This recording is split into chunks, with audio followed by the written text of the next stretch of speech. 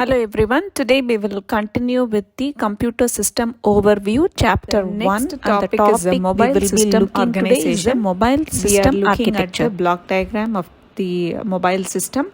We can see the central processing unit CPU, and it has two subprocessors. The communications processor, this is responsible for the management of phone calls, and it is done with the help of two units, the radio signal management unit and the audio subsystem. And there is this application processing unit which is responsible for running of all the applications, and it is done with by using the memory unit which is connected to it.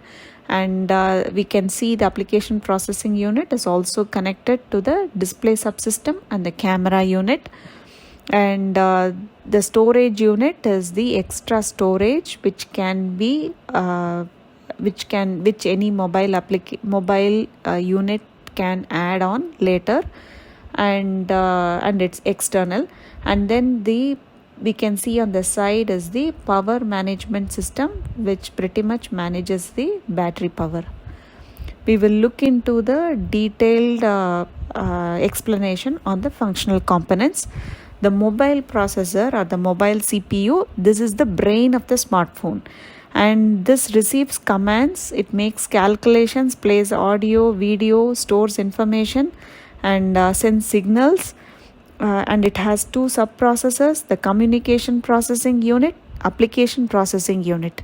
The communication processing unit is responsible for making and receiving phone calls, and it has a digital signal processor, and that works with the RF transceiver, which is part of the radio signal management system and the audio subsystem. Now we should understand what the radio signal management unit does.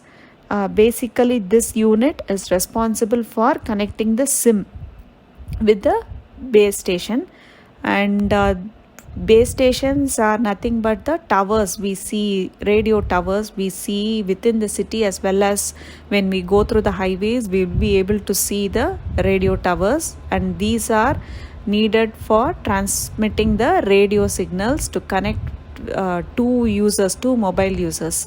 And the application processing unit is responsible for running of all the applications within the mobile system. And the next topic we're going to look into is the display subsystem. The display subsystem is responsible for providing us with the display facilities, touch sensitive interface and the touch sensitive keyboards. The camera subsystem, it has an integrated image signal processor, and it ensures that we get instant image capture and high resolution support, image stabilization and other image enhancements. And next we will look at the mobile system memory. This is pretty much similar to what we looked at the earlier, like at the computer system memory. Here there is this RAM, random access memory, and ROM, read-only memory. The random access memory is the one where it is the mobile apps are first loaded in this random access memory and it is executed.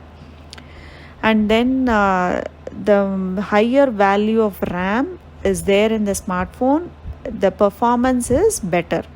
And RAM is, as we have seen earlier, it is volatile, because the information stored here is lost once the device is turned off. And the read-only memory is the one which is part of the mobile system internal storage, and it is not available for the users to write on. The read-only memory is basically a flash memory or EEPROM, which is nothing but electrically erasable programmable read-only memory. The ROM is part of the internal storage, and this is where the operating system resides. The mobile operating system resides here in the ROM. And next topic we are going to look into is the storage. the block we saw there, it's external storage, and it is also called as expandable storage. And we know that we can use SD cards to get some more extra storage to store videos and photos or some files needed. And we can also say that cloud storage is a form of external storage. The next subunit, the subsystem, is the power management subsystem, and this is responsible for providing power to the mobile system.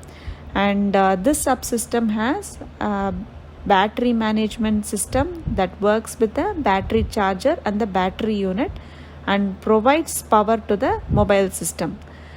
And I think now we are done with the topics we decided to cover in this video. And we will next presentation we will meet to discuss on the types of software, and see you soon. Okay, thanks, bye.